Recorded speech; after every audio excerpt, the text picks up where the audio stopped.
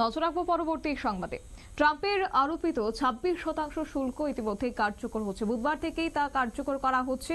তবে ভারতের শেয়ার বাজার শুরু থেকেই লাল সংকেত, পথ খুঁজতে গুরুত্বপূর্ণ বৈঠকে বসতে চলেছে মন্ত্রিসভা। বিস্তারিত যাব, আমাদের সঙ্গে যুক্ত হয়ে গেছে প্রতিনিধি সম্রাট চৌধুরী। সম্রাট, কি রয়েছে? দেখো, আজ থেকে কিন্তু ট্রাম্প আমেরিকার প্রেসিডেন্ট ট্রাম্পের যে ভারতের উপর নতুন করে শুল্ক 26% শুল্ক, সেই শুল্ক আজ থেকে লাগু হতে চলছে এবং এর প্রভাব কিন্তু গত সোমবার থেকে শেয়ার বাজারে দেখা গেছে। সোমবার বাজার খুলতেই প্রথম শেয়ার বাজারে 1000 পয়েন্ট নেমে যায়। গতকাল কিছুটা স্বাভাবিক ছিল, গতকাল 400 পয়েন্ট বেড়েছিল, কিন্তু আজ আবার কিন্তু শেয়ার বাজার খুলতে কিন্তু 500 পয়েন্ট নিচে নেমে যায়। এখন এই জায়গায় একটা বিষয় হয়তো দর্শকদের আমি একটু পরিষ্কার করে দিচ্ছি। সাধারণত মনে হতে পারে যে শেয়ার বাজার মানে কোটি কোটি টাকার মালিক যারা, তারাই শেয়ার বাজারে টাকা বিনিয়োগ করেন এবং যদি কোনো ক্ষয়ক্ষতি হয় তাদেরই ক্ষতি হবে। কিন্তু বিষয় হচ্ছে শেয়ার বাজারের ক্ষয়ক্ষতি আগামী কিছুদিনের মধ্যেই কিন্তু সাধারণ যে খুচরো বাজার রয়েছে, চাল, ডাল, তেল, মশলা থেকে শুরু করে জামা কাপড়, ডিজিটাল আইটেম সবকিছুর উপর কিন্তু পড়তে শুরু করবে। আমেরিকা যে পরিমাণ কর বসিয়েছে তাতে প্রথম ক্ষতি হবে যারা আমাদের ভারতের রপ্তানিকারকদের রপ্তানি কমে যাবে, দ্রব্যমূল্য সে দেশে বৃদ্ধি পাবে আমদানি শুল্ক বৃদ্ধির ফলে।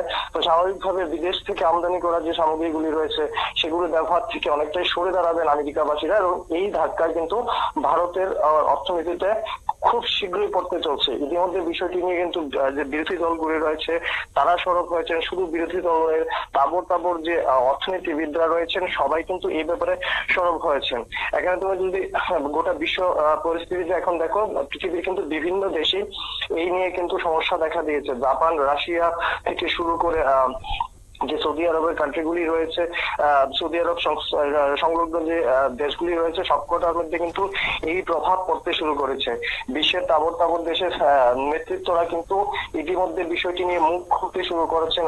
অনেক দেশই কিন্তু আমেরিকার বিরুদ্ধেও কিন্তু ব্যবস্থা নেওয়া শুরু করে দিয়েছে। এর মধ্যে জাপান কিন্তু একটি অন্যতম দেশ, কিন্তু ভারতের তরফে কিন্তু এখনো কোনো সেইভাবে ব্যবস্থা নেওয়া হয়নি, সরকারের তরফে কোনো বক্তব্য নেই।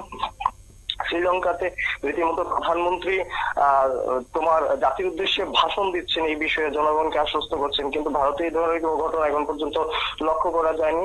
শুধুমাত্র বিভিন্ন সূত্রের মাধ্যমে জানা যাচ্ছে যে ভারত সরকার এই বিষয়ে এখনো আশ্বস্ত যে এতে আভ্যন্তরীণ যে অর্থনীতি রয়েছে দেশের তাতে খুব একটা বিশেষ প্রভাব ফেলবে না, বরং কিছু কিছু ক্ষেত্রে যথেষ্ট লাভবান হবে বলে ভারতীয় অর্থনীতি এমনটি আশ্বাস দেওয়া হচ্ছে। কিন্তু যারা অর্থনীতি নিয়ে আলোচনা করছেন তাদের কিন্তু এই ধরনের আশ্বাস ধরে টিকছে না।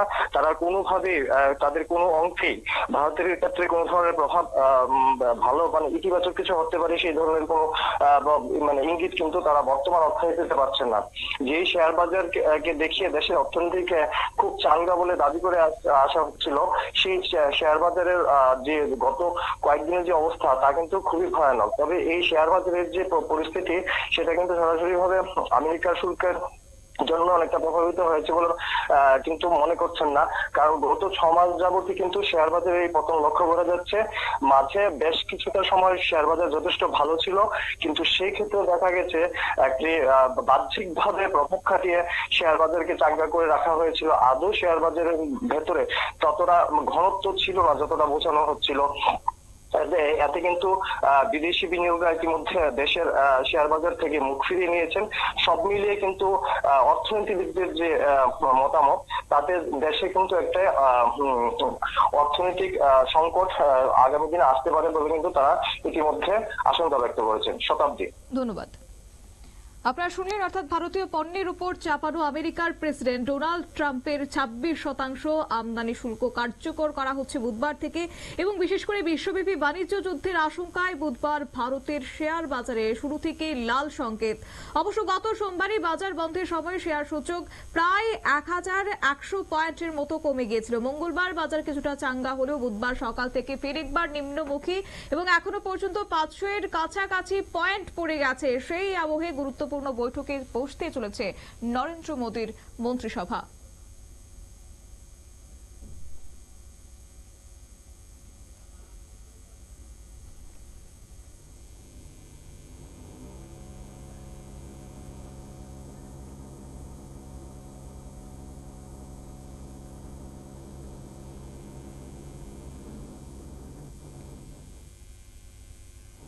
নিয়ে নিচ্ছি ছোট্ট একটি বিজ্ঞাপন বিরতি, সঙ্গে থাকুন।